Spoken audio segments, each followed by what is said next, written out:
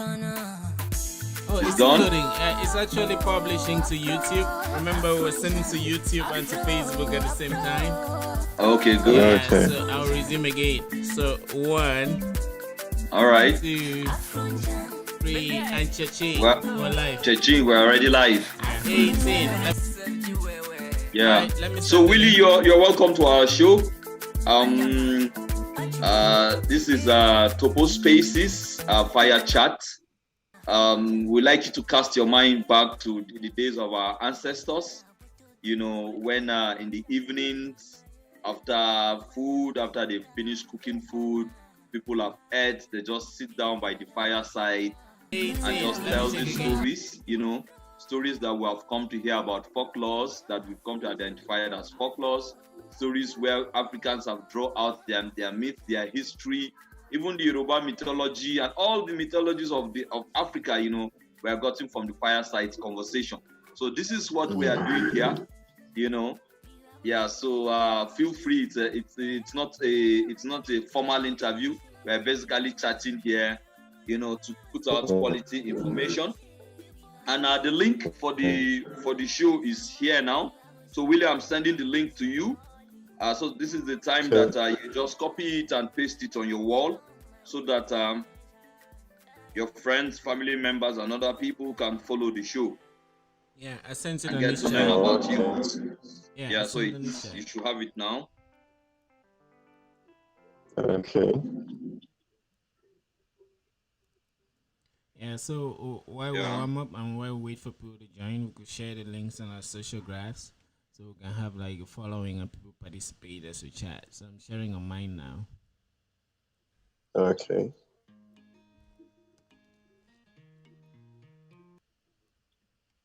I'm here to get mine.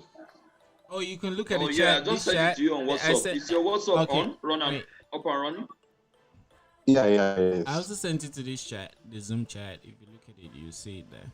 Okay, so yeah, when we have it on the Zoom chat, so you can copy it from there I put it. and paste it. Okay. Yes. Okay. I've seen it. Yeah, to all our viewers all around the world, you must have noticed that, of course, that we've not had our episode for a couple of days now. We've been trying to do technical maintenance, and also to bring together a hybrid our network, being from YouTube, Facebook, and other social graphs, so that everything can move in smoothly. From now henceforth, you are assured quality fireside conversation. So we thank you for your patience and thank you for staying with us. Yeah, Willie, you have the link now, I guess. Yes. Good. Yeah, all right. I Yeah. shared.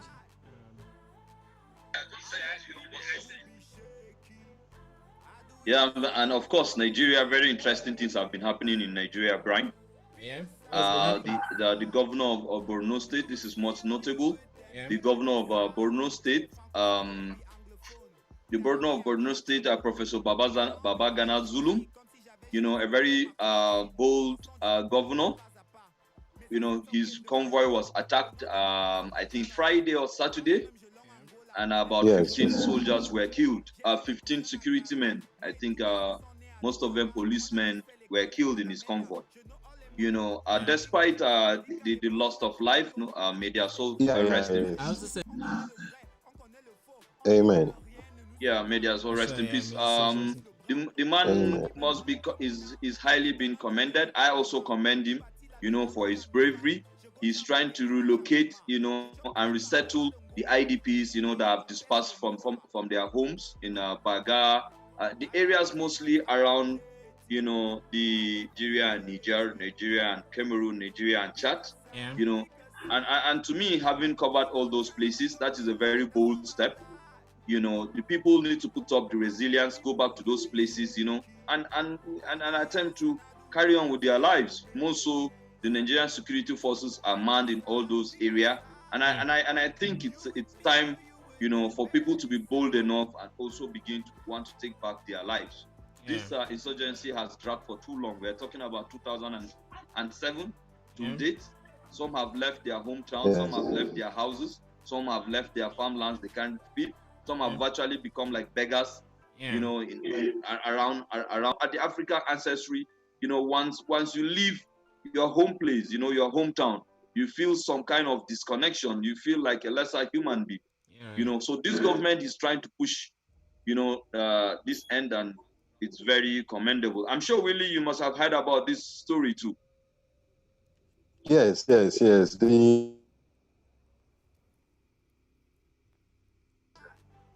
Good. Hello, Willie.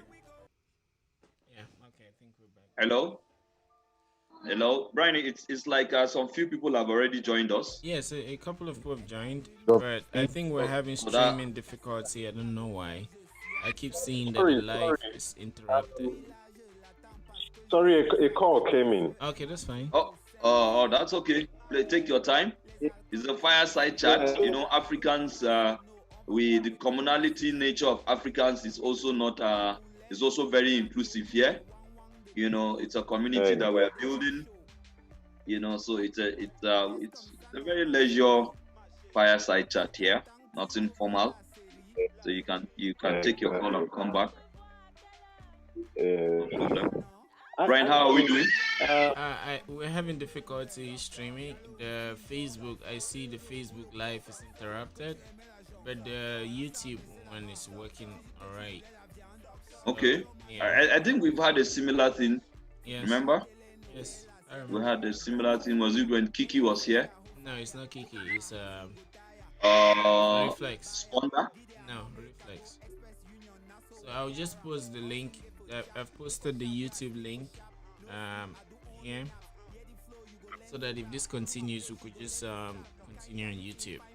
So I put it in the Okay. chat for those that are watching. You can. Facebook keeps getting interrupted, so you can follow. And okay, I think it came back, but you can follow on YouTube too. That one there are no glitches. Yeah, I see the YouTube one is steady. I posted the link in the chat. Yes. I think either Brian, either you or Willie, your village people are chasing you. That's why we are having this. That's No, why I'm we're back. having this. I'm back on. Okay. Pardon? He's back. You're Willie's back on. Can you Okay, good. see you? Okay, good, Willie. So, you know, our philosophy on Topoh Spaces is learning. You know, we're all here to learn. Our viewers are following us because they learn. Everybody wants to share from everybody's each and everyone's experience. So in learning, we are concerned about the rough work. You know, the result is good, the success is good, but what is the rough work? What is how did we able to overcome those challenges?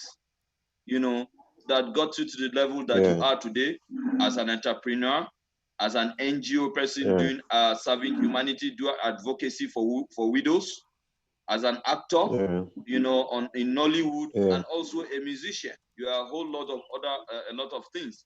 We'd like to understand your journey. Please take us back to, you know, when you were 2, 3, 5, 10, 15, 20 years, and you know, all those the hurdles to the challenges and how you overcame them to become really Workman Oga. Okay. Well, my story, I would say to some extent, is a little bit interesting to me. Good. And I don't know, I hope it does to one or two persons out there as well. While growing up, I actually grew up in a home that was more of a disciplinarian home with a military father and Air Force, you know, officer, and my mom, you know, also has, you know, a very strong hold, you know, of Christianity, you know, and she was also a very strict person in nature. And incidentally, she also worked with Nigerian Air Force as Magadia, you know, as she's like a female minister, if you want to put it in another context, who takes care of the welfare and, issues that have to do with the wives of, some of the other ranks, in the quarters where we live. That was Legico flats in VI.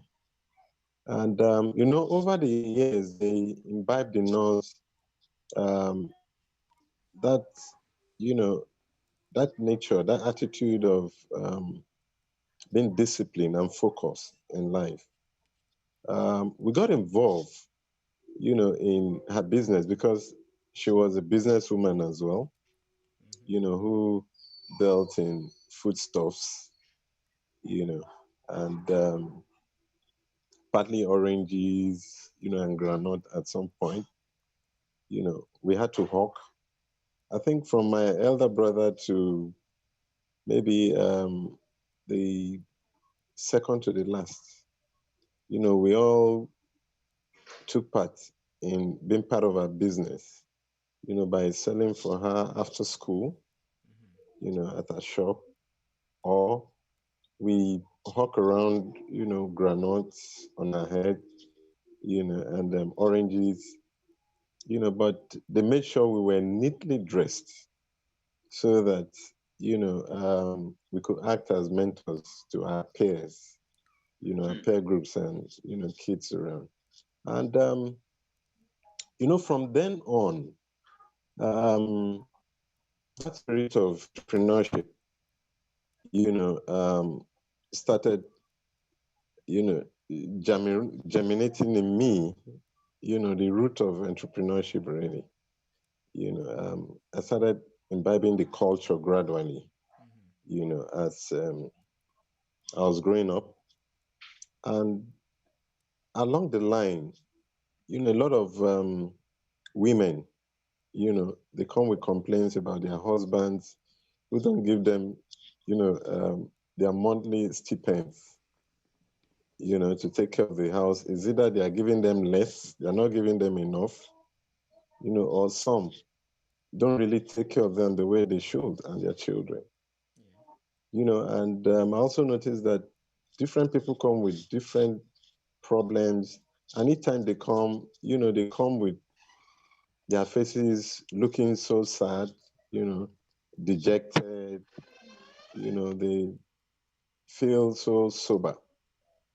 But after sitting with my mom and receiving some level of counseling, as the case may be, either in the case of being couples or individuals who had one or two problems or the other that came, I discovered that they come looking unhappy, but when they are leaving a house, you see them leave their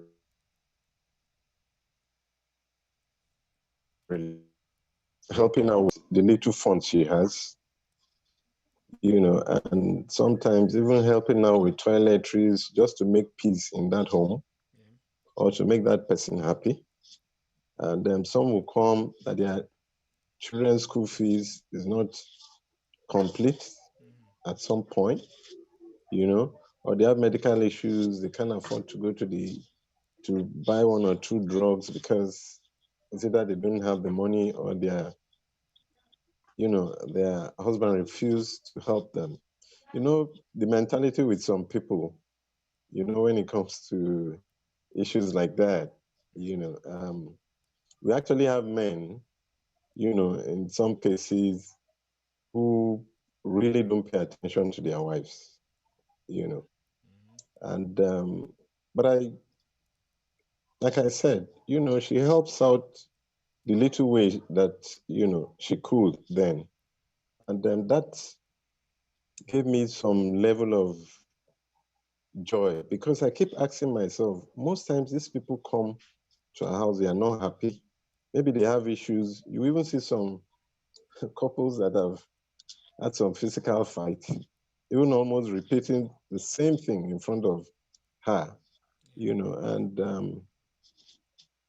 with the way she counsels them and handles their problems, they end up forgiving one another with a smile and go back to the houses. So, coupled with all that, and now she used to assist others around, apart from our immediate environment, spurred me up while growing up that I would love to imbibe the spirit of humanity, trying to make people happy, touching people's lives. So along the line, entrepreneurship was also brewing in my brain, and I must confess that I've been doing some little businesses then amongst my friends. There are times I'll go and get secondhand T-shirts and clothes, and sell to my friends, even when we were quite young in secondary school. And after secondary school, I continued along the line, up till this day. So for me, my growing up was interesting. So apart from imbibing the culture from my mom in terms of philanthropy and the love for humanity, and learning my entrepreneurial skills, from her as well. My dad also instilled the discipline in us that we should not depend on anybody. We should try and be who we are. This is what my dad and my mom, they'll sit us down and lecture us. We should try and be who we are, that we envisage to become. We should strive hard in whatever we do to excel.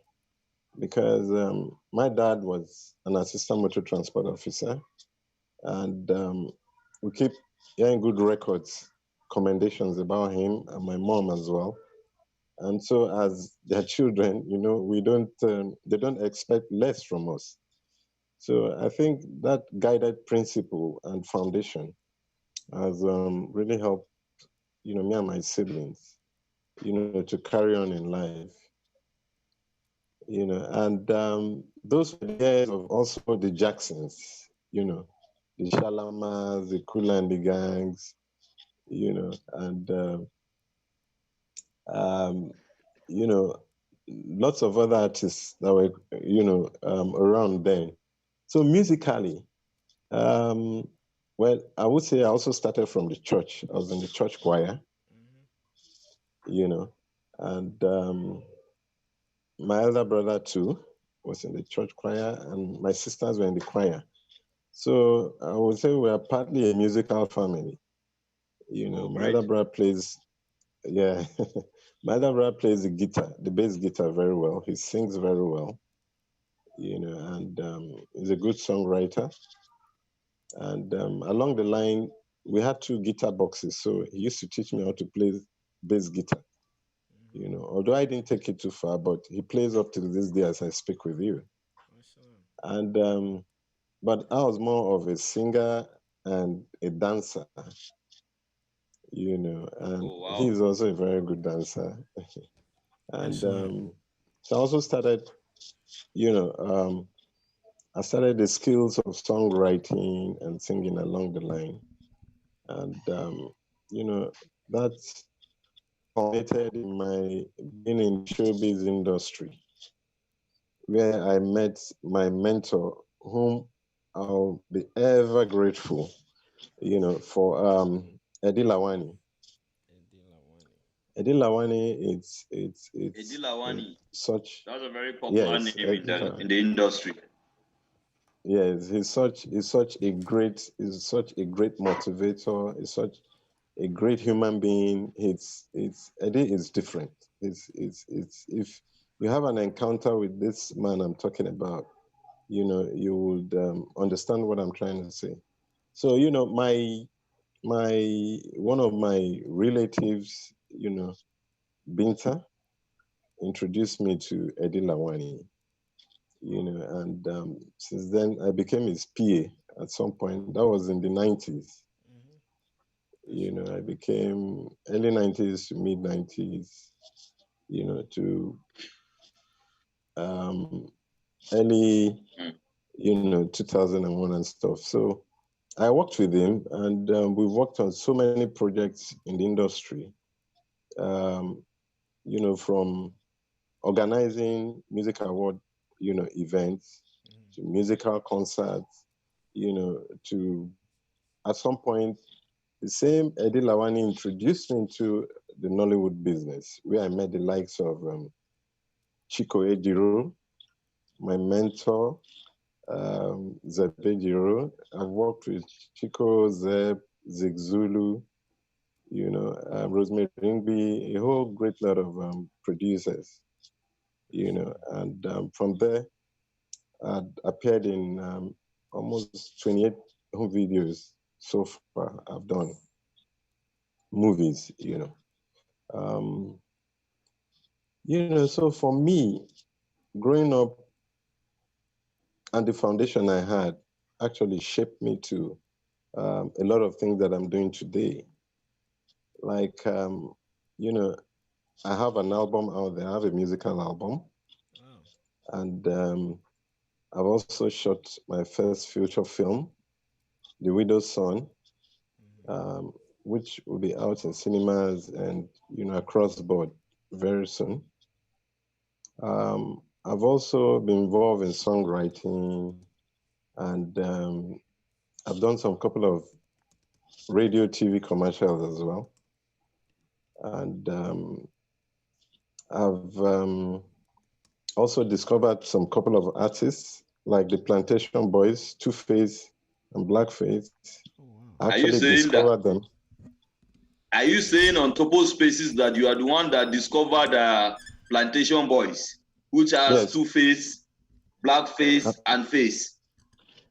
When I discovered them, Face was not part of the group then.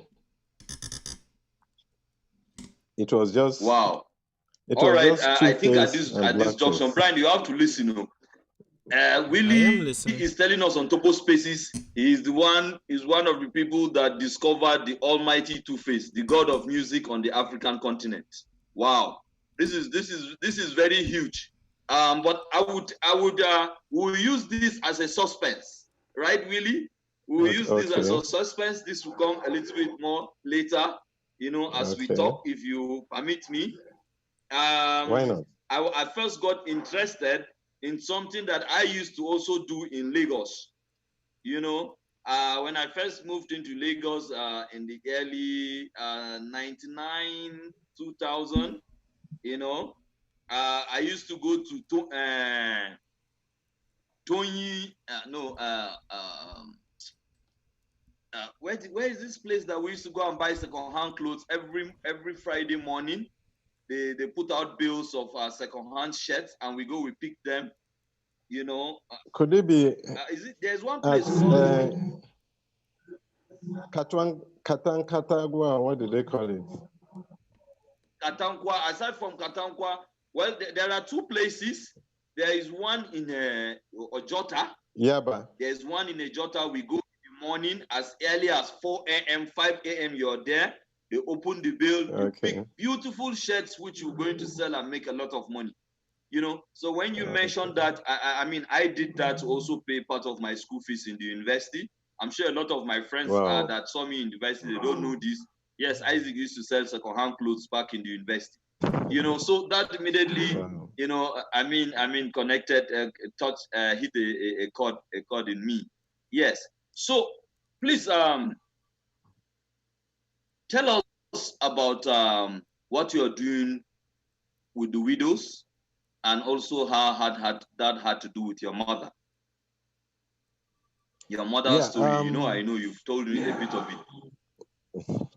Yeah, actually, I run a foundation for widows. I was going to mention that, and it's called Advocacy for Widows Empowerment Foundation.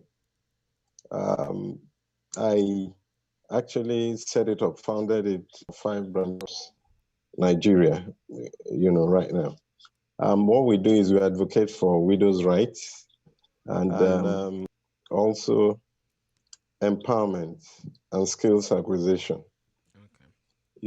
for self-sustainability. Incidentally, Before my father died, like I said, I, the love for humanity, the love for widows, which I've come to, discover that is my own calling. And if you ask me, I guess it's my purpose on earth, why God has put me here.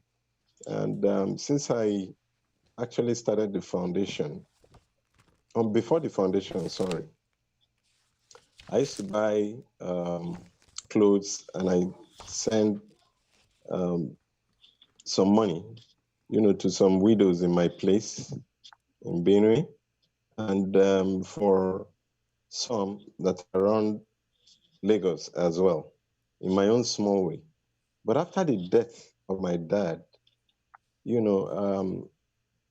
now hits me that I should take it to another level by making it official, registering a foundation, so that I can also have an opportunity to network with corporate organizations, individuals, and to reach, a larger number of widows, aside from my area, my community. And since then, it's been quite interesting because for me, this is the most fulfilled job, project, assignment, work I've, enjoyed doing with utmost fulfillment. I thank God we've been able to make a difference in the lives of some widows, even if not for the fact that we cannot solve everybody's problem at the same time. Yeah. But we've been able to make some impact, and we've had one or two corporate organizations, support our cause, and we've also had partner NGOs, also support what we do. And one thing about the NGO work is all about networking, because funding is a major problem. In short, I had to sell one of my cars, to finance, part of the project we had in the foundation at some point, and that's where sacrifice comes in. You should be ready to give it your all if you want to serve humanity to some extent and make some sacrifices. So this I've been doing over the years, and we've been also lucky at some point to have some spirited individuals support our cause, because apart from the widows themselves, we also sought for scholarships for their children.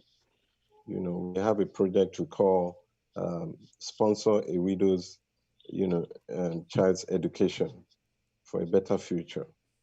It's a campaign we've been running over the years, and we've had one or two supports, but we still need more, because this job is all about funding. You need funds. There are always problems, issues, from healthcare, to physical, to educational, to issue, to it's just huge.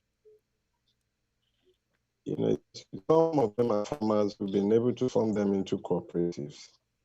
At some point, we've also partnered with, with the World Bank and the Fadama 3, agricultural project in Jos, Plateau State, where they built a greenhouse, for our members in Jos, where we have the highest number of, widows who lost their husband as a result of. So it's been challenging. We keep looking for new partners, new funding, and we're also lucky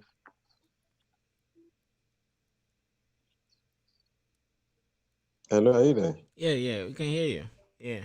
Sorry, continue. Okay, Mhm. okay. And we're also lucky to like Soul Foundation, Healing Hearts, Foundation, and a whole lot. Then we have some corporate organizations too that have assisted us at some point. Mhm. Then we have anonymous donors, that have supported us, and in my own small way, I have also done a song, which we also use is in my office as the soundtrack for the movie I just shot, The Widow's Son. Mhm. The title of the song is Hear My Cry, is on all musical platforms, and I hope people will download so that, some of these resources, Yeah. I intend to put back into the foundation, including the movie, The Widow's Son. Um, of the cast, about 95% of the cast are real life widows and their children, whom, have really come to tell stories through the lens of the camera. You know, Yeah. whatever I do, I try to carry them along and incorporate those of them that are talented and those that doesn't even know they have the chance to do some of this stuff. I try to incorporate them, like the song. Um, I featured a widow, Uh-huh. to the lead in the song. If you listen to it, Is it on um, YouTube? I can pull it up right now. yeah, it's on YouTube, Okay. but you can get the audio all digital platforms as well. Okay. Is it the widow's We son? have yeah, The Widow's Son. Okay. That's the title of the movie, but the song is Hear My Cry. Okay. Hear My Cry. All right. Yeah, it Oh has a yeah, I see. reggae version. I see. Hear Wow. My Cry. Brian is a reggae man. I'm just sitting here Yeah, and I'm sure you wondering. like it. I'm wondering. You mentioned that you sold your car, to put into these things. So I'm just wondering, why would somebody be so committed, to issues about people probably he's not even so much related with, and is selling his car to put in this thing. Then again, I remember you mentioned your mother's story and what she went through. So I'm wondering if it Yes. is the Yeah. if it is the motivation to draw so much commitment from you in this fight. Yeah. Yeah. You're absolutely correct. It's part of it. In short, it gave me fire, the death of dad, and what my mom went through, fired me up. And I became Please, can you take us so, through? Can you share the experience of your mom, with some of our viewers watching, so just so they understand your perspectives and your energy and towards this cause more better. yeah, when my father died, a lot of my uncles and aunties whom we thought, you know, um, will never do some of the things they did, putting my mom through what she went through. Mhm. And although at some point, we can understand it has to do with cultural beliefs, but most of these cultural beliefs are archaic, they are devilish. They shouldn't be practiced in our modern day lives, Yeah. and that is why in a little way of advocacy, we've done some couple of interviews, on radio and in the print media as well, trying to advocate for, the change in policy or to, come up with new rules and, that will exterminate all these evil practices in most of, our communities in Nigeria and in Africa. Um, from shaving of hair, which she went through, to having to sit down on the floor for only God knows, Yeah. you know, Uh-huh. for some couple of months. She didn't have a bath, and we felt this is this is someone who is so strong in the church, you know, as um, you know, from her childhood, she's been in the church really, Yeah. you know, and you begin to wonder why she has to go through all this in the name of culture. If somebody dies, that person is gone. Nothing can bring that person back. No amount of cultural rights, you know, burial rights, you know, that you have to go as far as going through the extreme of some, even go as far as drinking, you know, the water from the cups of their husband, but not in my place too. Yeah. Not heard any. Yeah. Yes, in Benue, but I know some other cultures that does that, and having to put that woman through the process of sitting on the bare floor and not having a bath for years. I don't know if all those things they are doing is to appease the devil, or to no, I mean, it's inhuman, it's unthinkable. Yeah. Right. Yeah. And if I tell you that there are so many cultural practices that are irritating a cake that shouldn't be heard by the new generation and, you know, our children yet unborn. Yeah. Right. So I think the You know, onus falls on. I'm laughing.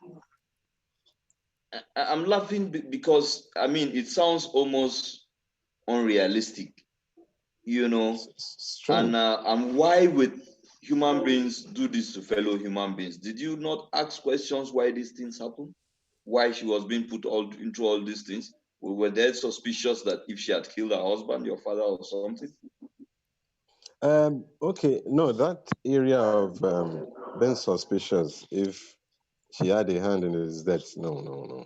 Because, I mean, everybody knew he was sick. My dad was sick. And but whether, you know, a woman has a hand in the death of her husband or not, you know, we are not God to judge. Let God judge.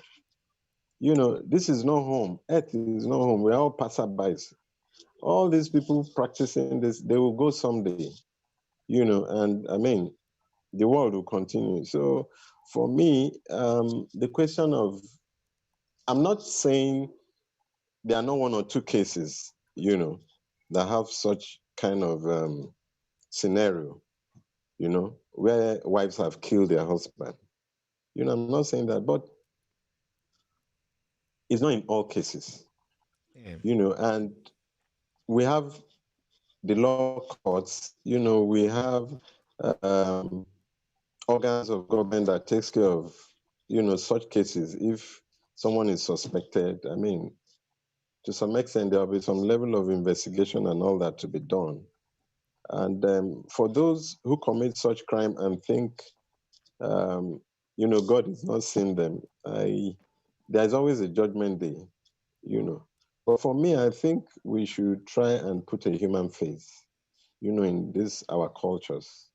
You know, So the world basically, is your mom was evolving. meant to go through this thing, was meant to go through those what she went through, just to fulfill, I mean, cultural rights on the loss of her Eh, husband. yes. She did. She did. But they never gave her the water from, I mean, they never washed the cups for her to drink. She never did that. You know, but the issue of shaving of hair, sitting down for months and not taking a shower, and, you know, it's just inhuman. Because in that process, you know, some women, some widows have been unlucky. They contract, you know, some different kind of ailments, you know. Yeah. Mm. And some have not been able to get over, you know, those ailments they got during that process. You know, they do So to appease what is that the right? devil. So it's What just is that crazy. right called? What is that cultural practice called? Um, well, I don't know of a particular name, but I know that it's called burial rights. You know, in terms of Okay. English. But you are a yes, and Doma it or differs chief? from. No, I'm a Doma. I'm a Okay. Doma.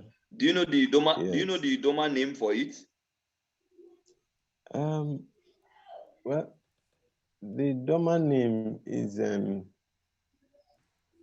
wow. I think it has to do with you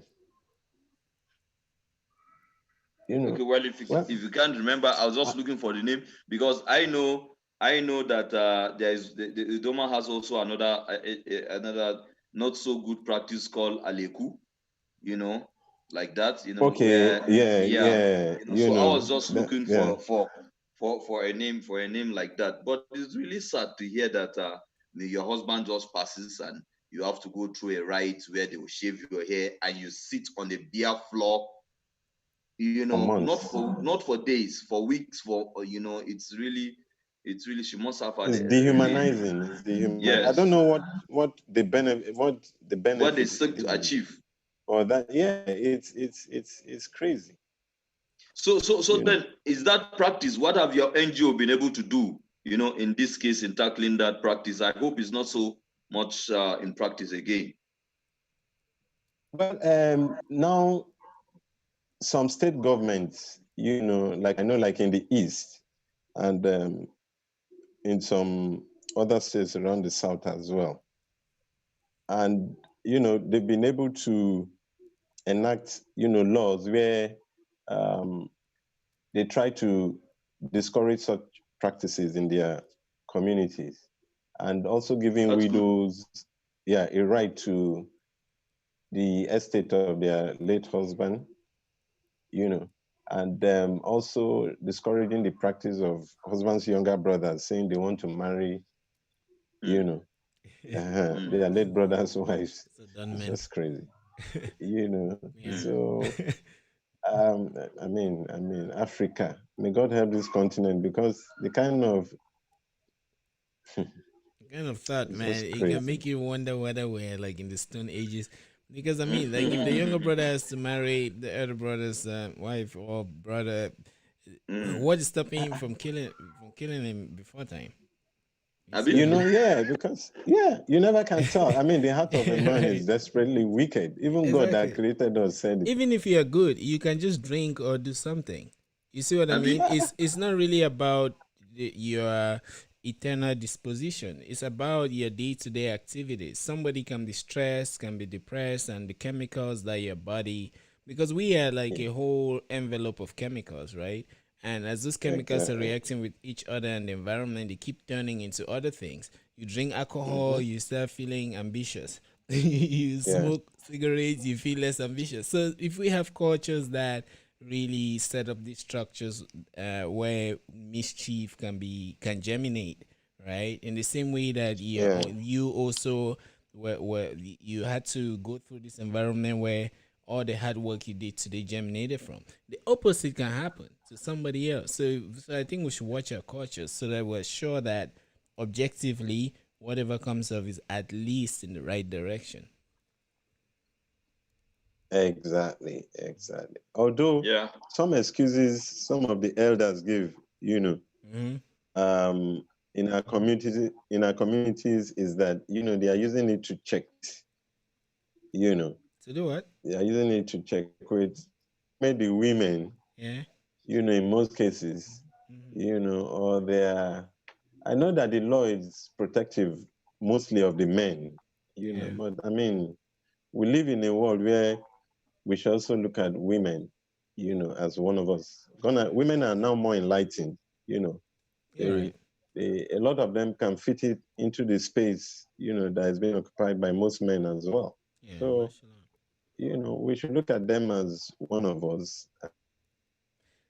Maybe we should talk a little bit about that. not keep Like practicing. that because today we have a lot of gender-based violence and we have a lot of issues about inequality and we get to fight them in the spaces of tribalism, in the spaces of racism, albinism, is that how they call it? Like someone is an albino and or it could be someone's sexual orientation, someone's religion, all of these discriminations that we kind of face, you see, but we forget the root cause because it could start as you growing up in a family Exactly. where the boy is given more rights than the girl, and then he starts feeling important. And then when he goes somewhere, since he's black and he has been feeling important because he feels like placed above is important. Yeah, I don't know if you see how incrementally we're building like a society where some people think they're more important than others, and then it starts exploding, and we start talking about all these things. You drink alcohol, you smoke weed, you do these, those things just multiply. You see, so in your experience, Exactly. yeah, in your experience, like working in the sector of like bettering humanity, what do you think we can do? What are some of the steps that we can do to demolish some of these ancient monuments of like maybe devilish practices that will lead us nowhere? Yeah, unfortunately, most of these practices have been there even before most of our grandparents were being born. Uh-huh. But I think we as individuals don't have the capacity, to enact rules.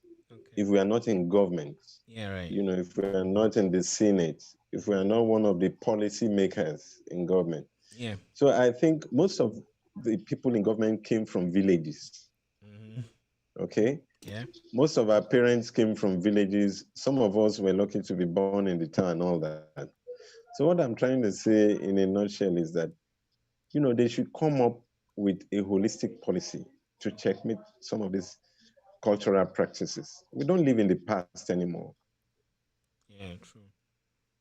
We Mm. live in the present, and the future is partly living with us as well, if not already living with us.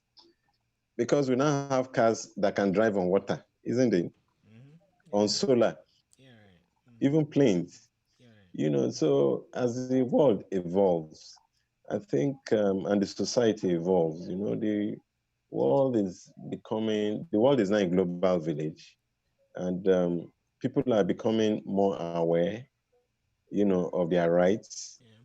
the fundament, because some of these practices are, a breach of the fundamental rights you know, Yeah. Right. um, of these women.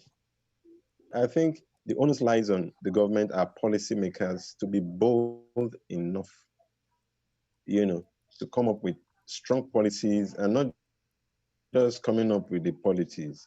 I mean, with the policies, but also activating them. Implementation is key Yeah. Right.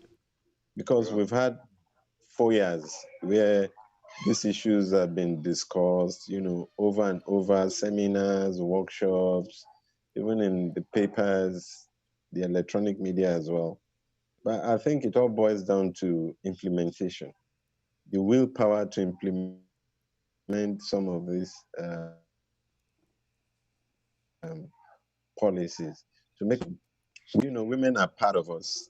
Yeah. They are our mothers, they are our sisters. They brought us to, we came out through them to the world. Yeah. They are Right. our mothers. Yeah. We Right. can't run away from that. And we cannot do without them, Never. you know. Yeah. So I mean, if why you look not at it, create even your an sense of enabling taste. environment where, Yeah. Right. Sorry, if you look at it, even as one is grown up, if you grow up in a home where there's like sister or something, you notice that your shoes, how you dress, all of those things come from their sense of taste, especially if they're older than you. And then they will grow up in a society where all of these things are like nullified. You see, and even if you keep that aside and just look at man numbers, right? If you have a society where you exclude women from something, that's actually the workforce that you're reducing, or the total set of people that can produce output that you're reducing. So it does not make sense to some point of view. If we're in a capitalistic society and you're dropping a fraction of society because they're women, or if you are in a political system or like even a traditional system and you're dropping women, you're just eliminating a couple of voices or a whole set of voices that can help better that society, or you're just reducing the time span upon which you can make progress.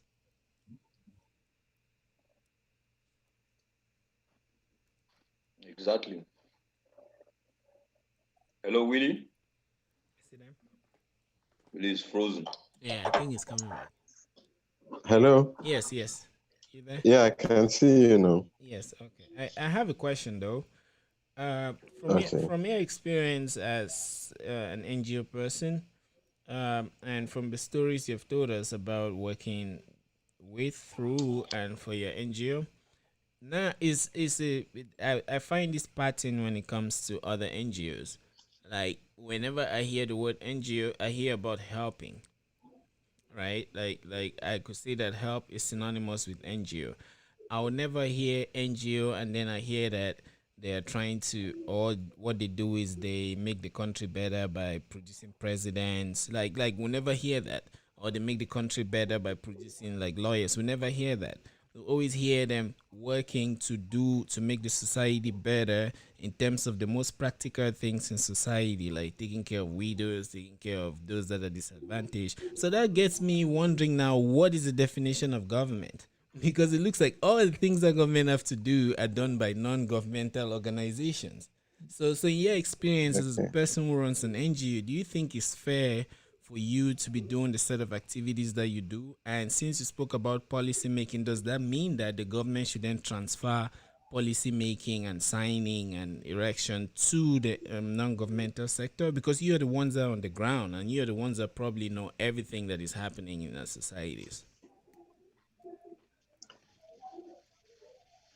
Well, I think the government have a role, Yeah. and the NGO space is made up of different, you know, organizations whose focus is about governance. Yeah. You know, and we have whose focus is also on leadership. Yeah. Yeah, we have a lot of them. So it's the NGO space is huge. Yeah. We all have different focus Okay. because one NGO can handle the entire problem of the society. And secondly, most organizations have their CSR department. They are liaisons with NGOs. Yeah. Yeah. Sorry. They Go. are okay. Mhm. They are corporate organizations, like I said, Yeah. whose focus is politics, Okay. whose focus is on leadership, whose focus is on governance. Yeah. So they tend to partner with those NGOs Okay. I see. that Yeah. are into those areas of specialization. Yeah, we have some couple of them. There are lots of them, Okay. All right. you know. Mhm. So, but I think the thing is we need to be given um, a more do I say attention, listening ear, Yeah. by the government Yeah. and Right. its agencies, because it is true, we the NGOs are the ones at the grassroots, Yeah. Right. you know, Mhm. we're on ground, we feel the pulse, we communicate, we mentor, you know, um, our members, at the grassroots, and you hear the daily cries, Yeah. what they yearn for from the government, Yeah. and the expectations. I think if we continue to have dialogues and we have a listening government, Yeah. you know, that listens, you know, um, in all stratas of Yeah. governance, Yeah. from the federal level to the municipal, local government level, Yeah. to the grassroots. If we have, um, a listening ear from them in terms of policies, in terms of, the yearnings, expectations from the society, I'm sure that the world will be a better place, Okay. you know. Mashallah. Yeah, and also in your work, like supporting the widows, you mentioned some cooperatives, and also since you mentioned sustainable development, I was then thinking that by sustainable development you mean a system that can sustain itself, like maybe through modern techniques of capitalism, like establishing companies, like the cooperative you mentioned. So is it is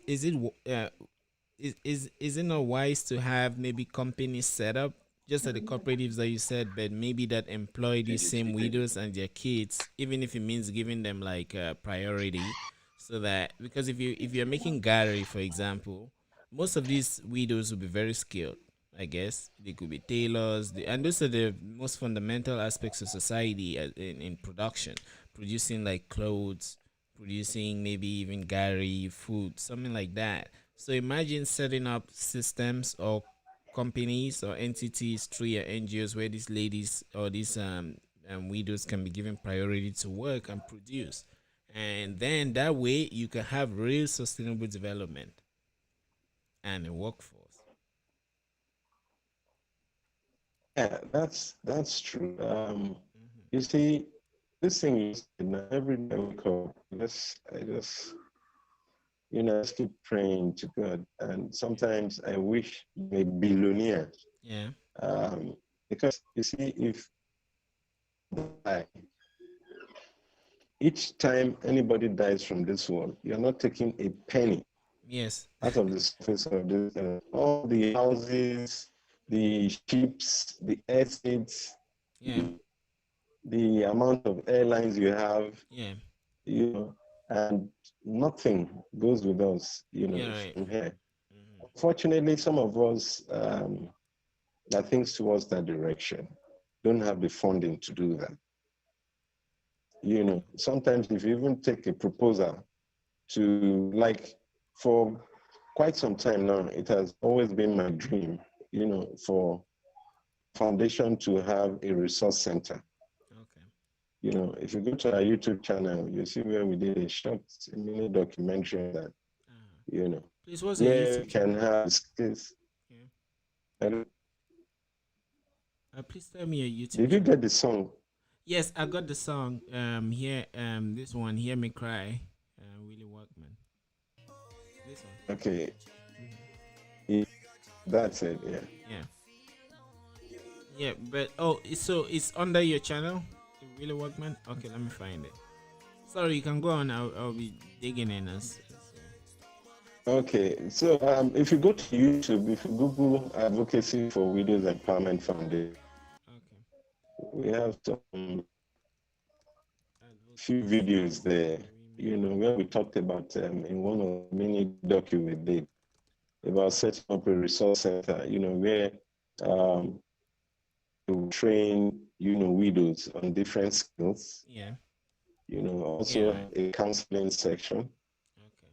and a library, where because we Yeah. to start a research, Yeah. Yeah. Right. pretty soon on a project, and so in that library, we intend to stock it with movies, like this movie Yeah. that I just shot now, Yeah.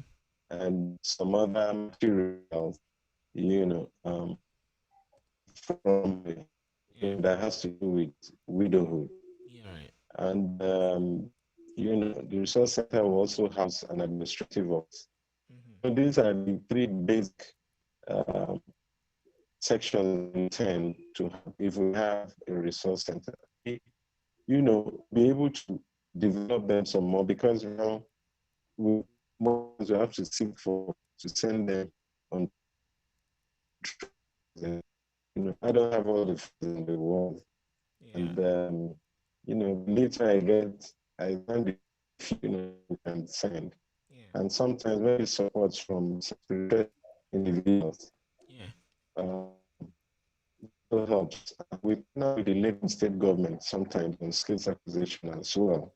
Yeah. And, the Lagos state government too have been very helpful, Okay. you know, Mm-hmm. over the years Yeah. in supporting most foundation, including us, you Okay. know. So I think, funding is actually a problem. It's Yeah. a I see. problem of every NGO, Yeah. I see. you know. Uh, To get the right funding, yeah. you know, be able to touch on lives and, put a smile on their faces. Yeah. I see. I see. But I have a Yeah. suggestion though, because like over here, I'm in college. I'm in Maryland, the United States, and what I've noticed is that NGOs often work with the established system. They do some sort of a partnership, almost like an organism where you have symbiosis, where they all participate and help each other. So, uh, for example, in my city, there is a community college called Montgomery Community College. So they often have programs where, let's say, if you're a widow, or let's say if you're a refugee, or you're someone's of widow, someone coming from some of these countries, like Afghanistan, those countries that have issues, you have an upper hand. So there are programs in that community college that are established because of the liaison between the state or the council and these NGOs. So that you will not need to struggle to set up the administrative unit. They have workforce development where they use the labs of the school, use the administration of the school to set up the systems they want. So is it possible to set up something like that in Lagos? Let's say if there's a university in Lagos or some community college, big college that is supported increasingly by the state, then you can partner with them. And these women, if they need some kind of course, they can just register in that school because the school already has administration, they already have classes, they already have labs. They can register there, that they can be classified as maybe that particular program that your NGO like put together. You see what I mean? Um, Mm-hmm. yeah, I think it's something that can be workable, Okay. but Mm-hmm. I know that maybe due to bureaucratic reasons, Yes, yes. and Nigerian thing, sometimes what you hear from them is what's in it for me. Yeah, right. It's Yes, true. crazy, it's strange. When you're trying to help, someone in need, and Mm-hmm. someone is telling you before I help you, what's the need for me, Yeah, right. you know. Mm-hmm. So sometimes for bureaucratic reasons, it might work and it might not work. And Mm-hmm. the Nigerian fact is sometimes difficult to get things done in this country Yeah, right. That's because people have that love, that feeling, you know. yeah, right. I'm not, I don't have, there are some that are awesome, Mm-hmm. you know, but it's just unfortunate because in my years of operation, I've had to experience some very, very surprising, actions and words from people, organizations you think, you want to, help humanity, Yeah, right. and to touch lives. They'll tell you, no, that area we don't, Yeah, I don't. see. Instead, they invest in, some other things that will bring. So I think it has to do with um, passion and sincere interest Okay. in wanting to assist. If not, if some committee members or whatever in schools discover that they are not going to get anything out of this arrangement, they will Yeah. scuttle it. They Yeah, don't very want to true. approve it. Yeah, very true. So sometimes, our work is just the grace of God, really. Mashallah. You know, Yeah, I see. it's the grace of God, but it's been difficult. It's been hard, and some people even they look at me and like, why you are not a woman? Why are you carrying the issue of widow in your head? You know, yeah, Mashallah. it's good. Yeah, I see. I see. I've some, you know, some friends at some point, family members at some point, so this thing happen. But you see, if you have a passion and you Yeah. have a calling, Yeah. this is what I'm going to do for the rest of my life. Yeah, You I know, see. Mm-hmm. my work. All my own projects are strictly going to be advocacy based and highlighting problems. You know, Yeah. Yeah, I right see. now as I speak with you, I'm just praying and looking for new partners that can collaborate or Yeah. who can assist us. Because I intend to use, my creativity in the entertainment industry to Yeah. highlight, videos calls through music and filmmaking. Mashallah. You know, and, Yeah, I see. and I also will continue to make the of the, you know, in whatever I do, so that we all tag along together. I see. Do you have a website?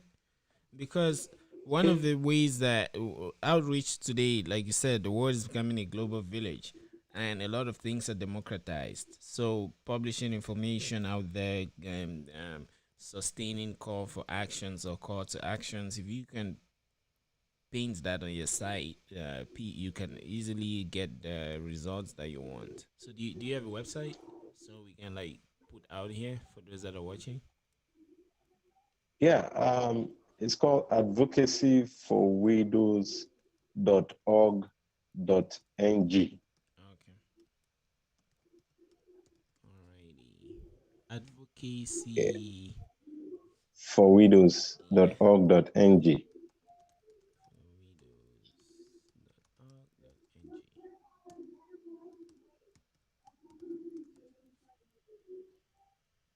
Just a minute while it's loading. Advocacy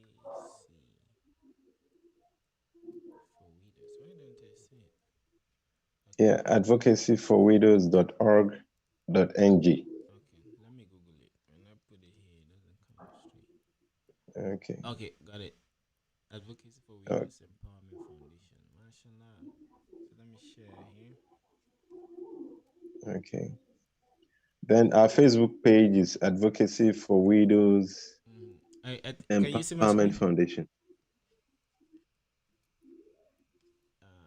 Can you see my screen? Yeah, I've seen it. I've Yeah, seen okay. it. Let me Yeah, share. that's it. Yeah, okay. Let me share to That's it. yeah. Let me share to on Facebook. Okay, so That's I it. think your Facebook page, I could click here and go there. Yeah. All right, yeah, this is Advocacy for Widows Empowerment Foundation. mm-hmm. Yeah, that's it. Okay. Oh wow. All right, that's Yeah, that's it. mm-hmm. Mashallah, this is great, man. Like more courage to you as you do this. And I Thanks. now see because this is almost like this gives you some kind of foundation or some constant stream of inspiration could drive your music, your movies, and all of those. But again, every Exactly. gift is a curse. So it may be difficult for you to really get the result you want because nowadays, probably music that I think there's. Just as for me, taking care of widows and their children, like I said earlier, is my thing, is my life. Mhm. You know, Yeah. it's what I live for, really. It's what I live for. Mashallah. Although, like my musical album, I also have a lot of inspirational tracks in there. Okay. So I'm an inspirational artist, a gospel inspirational artist, really. Mm-hmm. You know, so I have songs, that I hope will uplift somebody out there someday somehow. Yeah. You know, Yeah. Let's see. Virtuous Woman. You see these albums? yeah, Okay. Righteous Woman, yes, Mm. that's the title of my album. Mashallah. Okay. Yeah, Chosen Son. Hmm. This is the Chosen Son one. yeah, Mashallah. So to Chosen. those Is there a watching, video? yeah. Oh, the Yeah, actor. the Chosen Son is a video. Yeah, Oh, there's a video. Okay. yeah.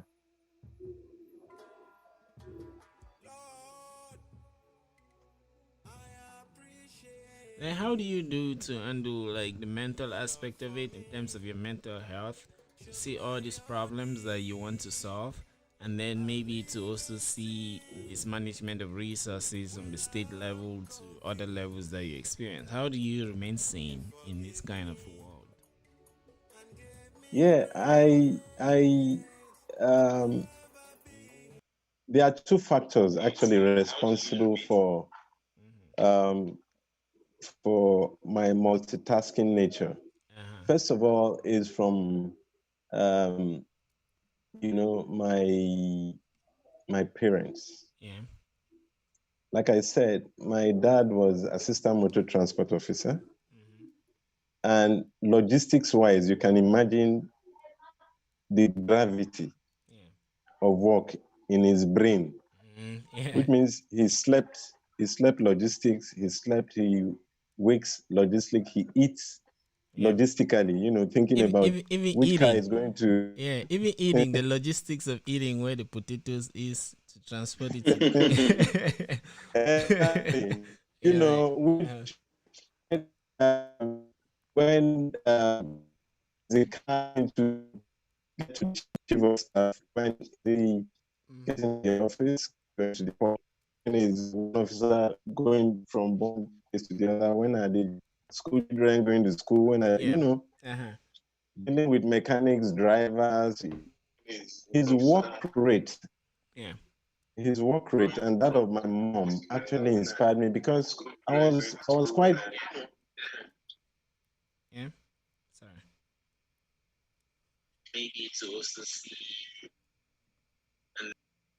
Yeah, sorry, continue. Oops, internet. I think that I don't know, the spirits when they had some kind of details they just decided to Internet is cracking. yeah. But it's a very interesting thing he's doing, you know. Yes, it is. It is. Having to handle having to handle widows, you know. Those are people that are their most helpless level in life. You know, it's very sensitive. You need a lot of mental capacity, you know, to carry all those people through. Yeah. You know? And that's the core of most religions. Like my religion, like Islam, the whole emphasis is laid on widows and orphans. And like in the Quran, there are even guidelines on how to treat widows and orphans, especially like their property. You see, and if you look at it deeply, you see that the property of widows and orphans are not just the ones that are left directly by their parents or guardians, but also it's a direct responsibility of the state. You see what I mean? Like, and that's why I was wondering if, because now it just hit me. We keep hearing, whenever we hear of NGOs, we hear about them working to make the world better. We don't hear of government. We hear about them stealing money. So that's why I was Yeah, wondering that, man. Like what is you know, happening? and, and Yeah. and this brings me to it. You know, this was why, and this is why sometimes I'm on the same page with Donald Trump. Yeah. You know, I remember when he said he was going to cancel any kind of foreign aids, you know, to Mm-hmm. Africa. Mm-hmm. You know, because most of these foreign aids that Africans get, Mm-hmm. you know, it mean that we don't have the resources to take care of some of these issues, you know. Yeah. So when these monies are sent to us, you know, and we are giving and are being these monies come into and are mostly directed to some of these NGOs. And while these NGOs carry the responsibilities of doing these things that the government are supposed to be doing, then the government officials, you know, will now have more opportunity, you know, to just siphon these monies. You get what I mean? Yeah. I see. For Mm-hmm. instance, now I give you an instance. Some of this the work that IOM, the International Organization for Migration, is doing in Benin City here in Nigeria, Yeah. in those states about and human trafficking and all of those things.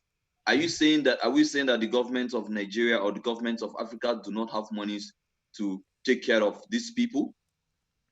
Yeah. Good question.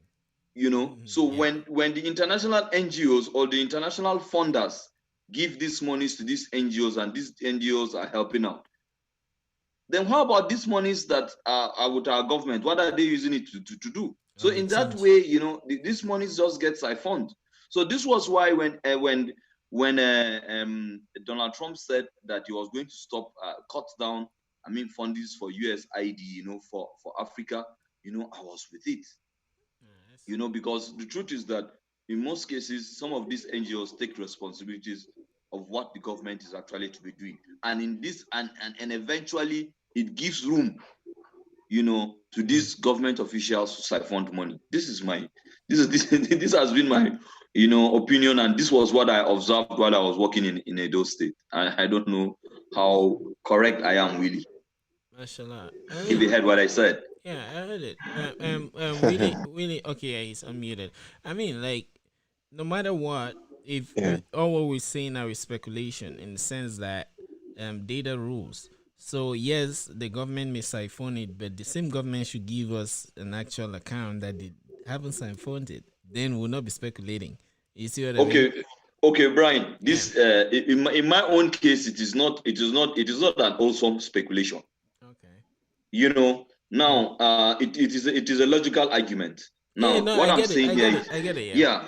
yeah, you know, when for instance, now let's use ourselves now. Yeah. When I give you monies now, you know, for a particular project that you already have money for that project already, Yeah. right? Or let's say I give to Willie. Yeah. You know, you are the head of the community, and I give Willie this money to do this certain project. The monies that are with you, Willie will not be so much concerned to find out what you are doing with that money. Yeah. You get, because I he get it. has money to serve the society. Yeah, I get it. You know, so Yeah.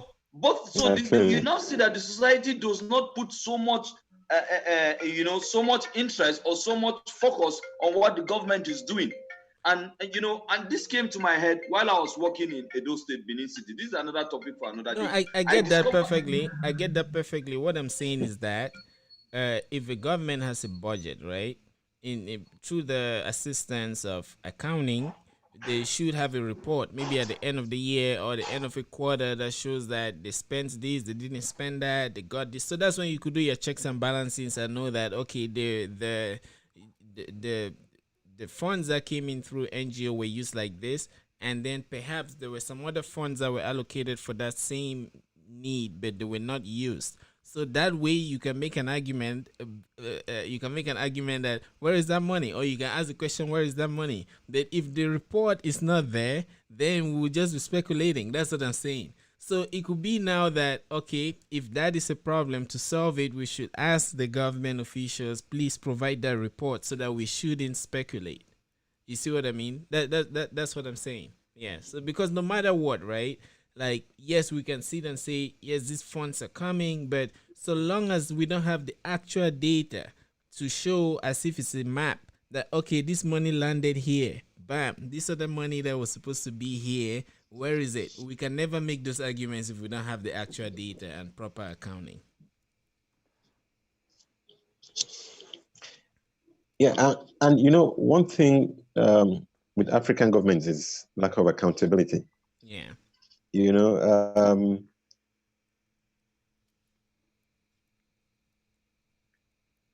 we don't expect them in most. Can you hear me? Yes, I can hear you, Willie. yes, Wes. Go on. Yeah.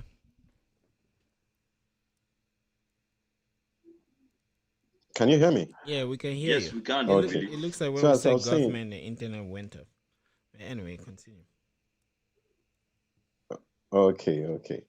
So accountability is a problem in Africa. In Black Africa is a major problem, and it seemed to be, you know, moving from one generation to the other. Corruption, you know, is such a terrible cankerworm, you know, that you know, is being witnessed, although all over the world, but that of Africa is too much. You know, they don't. That of Africa just too much. Is alive. He has life. He used to breathe. It's an example. In short, it's the corruption virus is terrible. It's incurable. You know, but we sometimes we hope that we'll have a better society where our leaders will have a rethink, you know, and really do the needful, what is right for its people, you know. For instance, you know, recently at the Senate, you know, here in Nigeria, I'm sure you must have heard of this Kama, you know. Yes, the Kama something, the Kama policy or whatever. What does that do? Is it the guy that was where they said, yeah, yes, where the government is saying, you know, appoint directors, in some NGOs, a number of years without using it, they and share it among NGOs that are doing similar stuff that you do. Although all these, they said it's part of taking care of money laundering, for those, even that are involved, because really you never can tell, really, most people, you never can say, but I think before they even came up with those, with the law, they should have had enough of, discussions, some level of engagement with stakeholders, although I belong to the Nigerian network of NGOs as well. Okay. In Nigeria, I can remember we made a lot of representation in the NGO, to the Senate on this matter. But by and large, policies in Africa are never stable.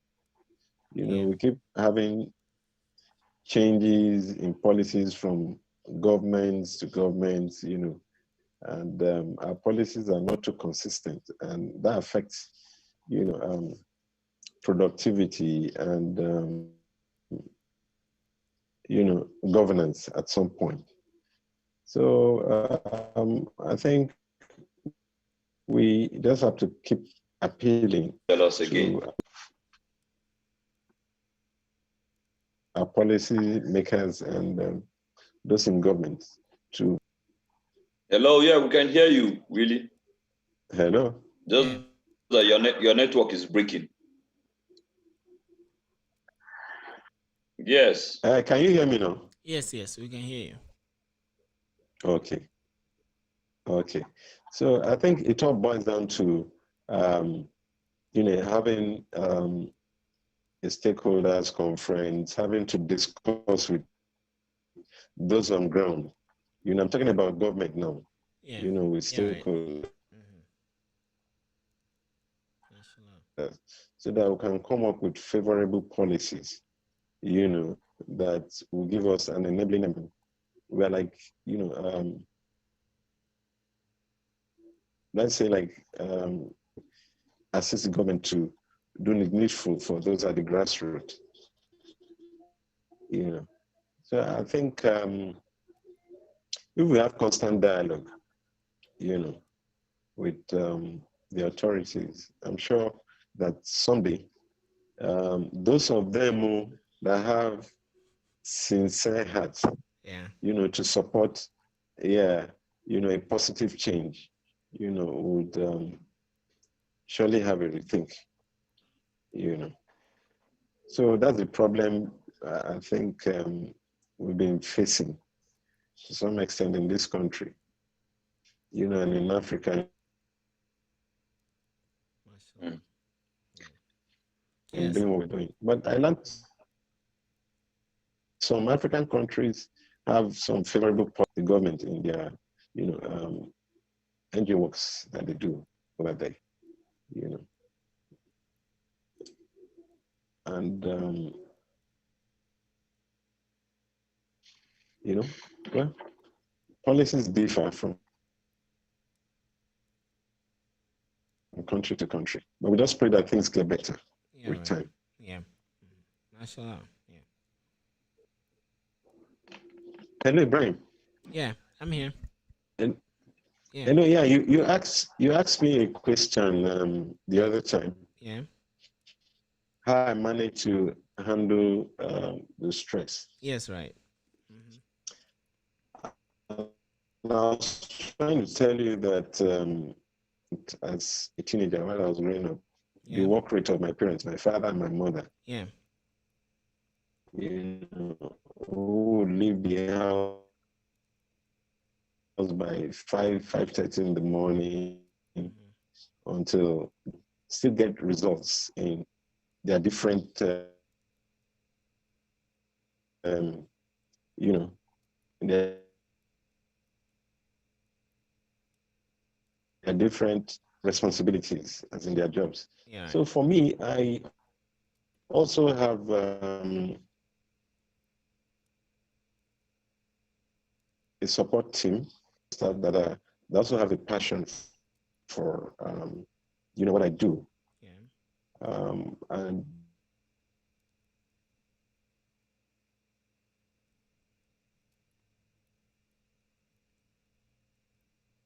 I have some couple of our members, widows, working with me as well. Okay. Both in the office. What I try to do is I try to delegate, so that I won't.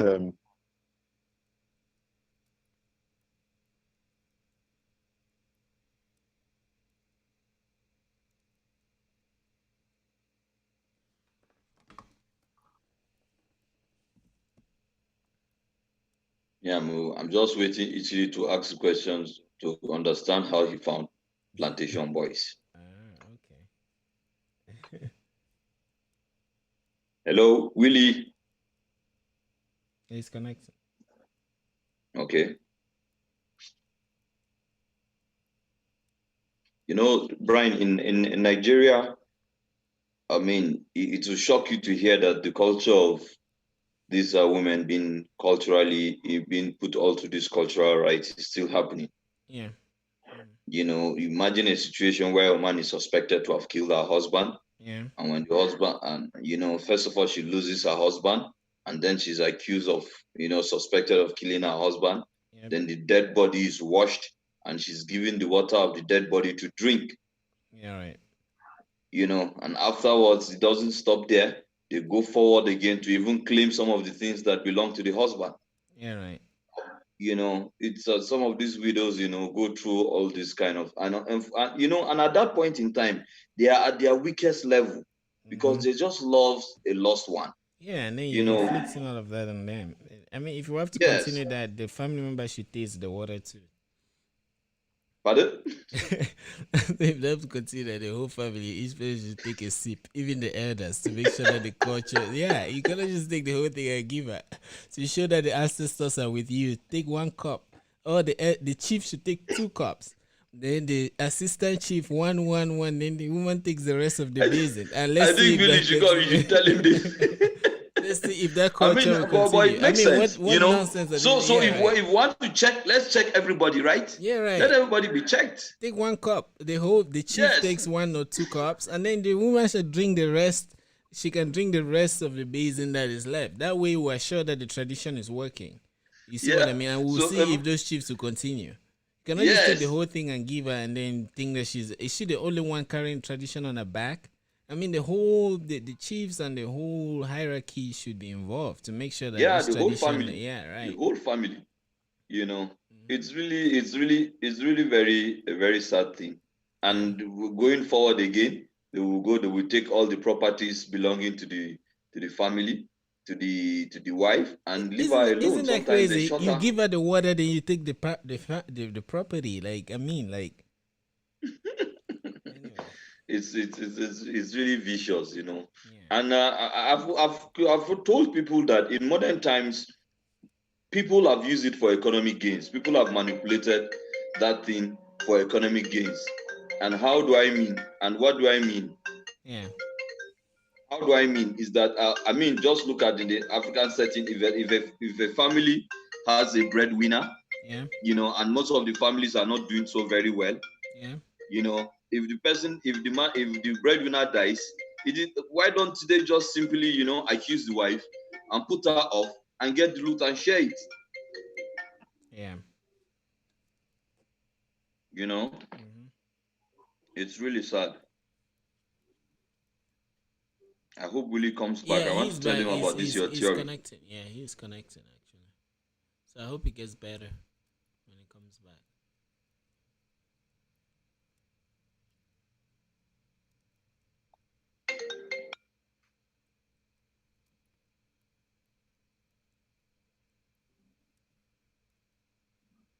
Yeah, I think Willie is connecting. Let me see. He's here. Let me ask him to start. Hello, Willie. Hello. Yes.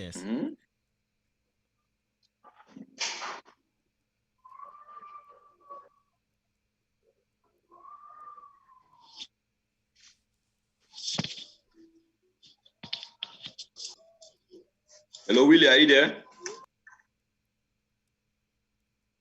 Hello, Willie is gone again. We're expecting that this is Lagos now. The network should be so perfect. Yeah, I thought they say Lagos has 5G. Or is it the coronavirus issue again that made them they remove the 5G and returned it to 2G? You know, during the coronavirus, Brian, you remember the issues that we had in Nigeria? Did you hear about it? No, tell me.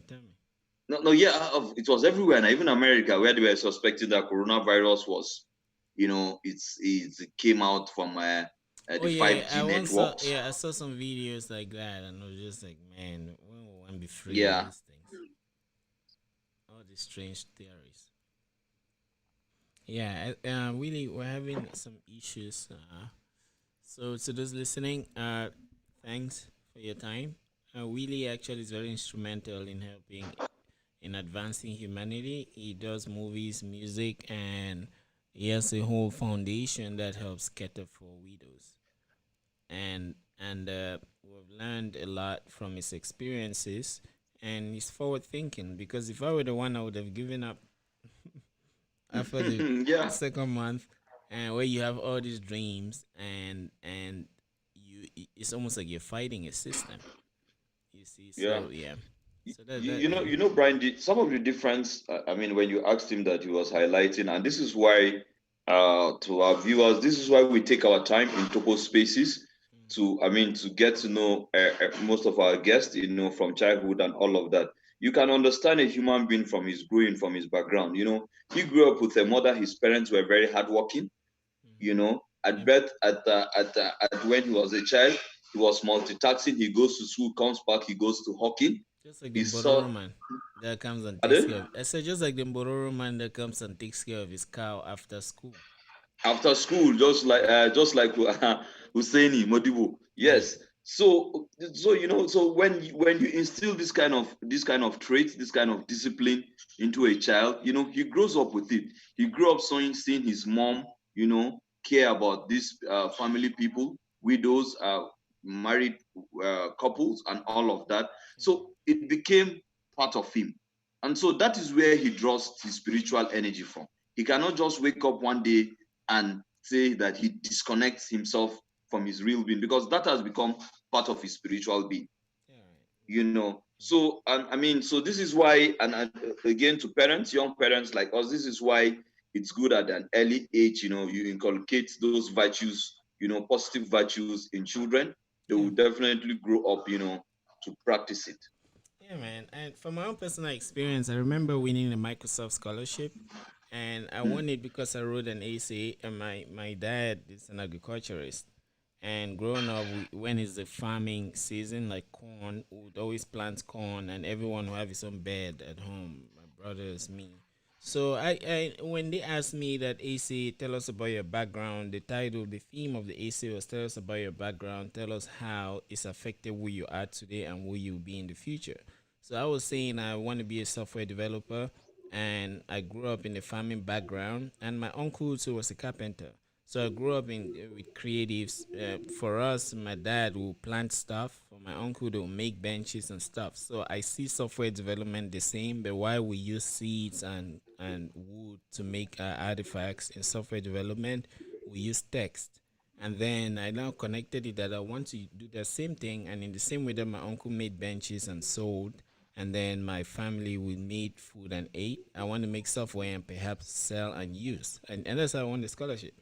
So I mean, like when you the background that you come from always affects you, yeah, and shapes who you are. Welcome back, Willie. We're just thanks. I'm back on. Yeah, we're just freestyling. Yeah, sorry, the network has been. Yeah. Yes. So Willie, we were just chatting about where you draw your strength from.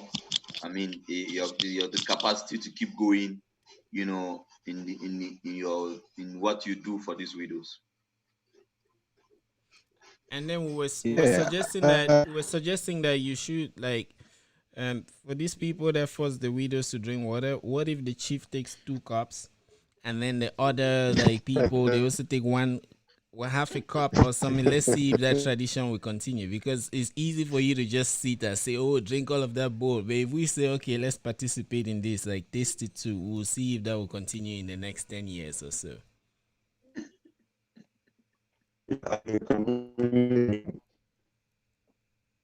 Hello? Oh, he disappeared again. Willie, So Willie yeah, is I think when Willie he is comes, we gone can again. round up and then organize another episode, because there is a lot to talk about. Yes, there's a lot. There's a lot to talk from him. I'd let him come and tell us how he founded Plantation Boys. You know, because Two Face has really done a great thing for Africa, and it will be good for people to really understand how he Mm. was founded, his journey to become who he Yeah, is. yeah, we can organize it better, like with Yes. better So internet and stuff. yeah. So I guess we can do that. Let's just organize another episode with Mm. Willie. Yeah, mashallah. Okay, he's coming in again, so I think we can just round up. He's coming in. Yeah, I just admitted him.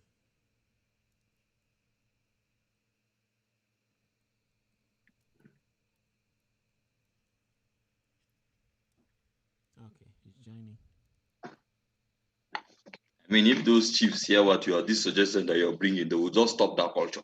Oh, they'll give me That the what? everybody has to drink the water, but Yeah, yeah. I mean, just imagine an NGO that advocates for that. Okay, that's fine. Thank you very mm-hmm. much for supporting the culture, but you take 2 cups. Assistant chief, 1 cup. That's the only condition. All of you, one cup, and then after that, the widow can drink the rest. And that the chief, Wow. if you don't want it, if he refuses, we'll ask him why he cannot talk. We'll say, okay, we'll put you small sugar in it if that's what you want, so you should drink, because he cannot be supporting some kind of culture that did himself, so no problem. That Why you are participate? not Yeah, participatory. right. If it's You something know. that is for the culture, then it's probably the gods that assigns it, and philosophically, the gods can never really do something that is wrong, technically speaking, because like gods are like Yeah. perfection. Yeah. Gods like embody Guardian perfection. angels, they Yeah. cleansing the society. Yeah. So if such traditions come from the gods, then the chiefs too should willfully drink a couple of cups, and were sure that the gods saw this and ensured the safety of everyone that will participate in that ritual, and that way we'll see. And just so our viewers know, we also have a woman who has also been working with these widows. She's also going to come on this show to talk about what these widows are going through, in Nigeria and I'm sure in some parts of Africa. So if you're very much interested in this issue, please stay with Topo Spaces in the coming days. Willie will be back here to discuss, and we'll bring that woman too, and hopefully we'll get one of the widows who has been going through those kind of traditions to come and speak with us here. So, Brian, I think with that, yeah, I we think can we can go. yeah, you can chat with Willie, and Yeah. it's unfortunate that he's not here to like close, but I'm really grateful for his resilience and his effort. Having taken time out of his busy schedule to impart this knowledge on us, and it's really amazing. Yeah. So everyone, thanks for listening. Isaac, thank you too, and we'll continue our next episodes, and see you then. Yep. Thank you, Brian. Thank Thank you. you. Bye bye, Bye. everybody. Joel, let's say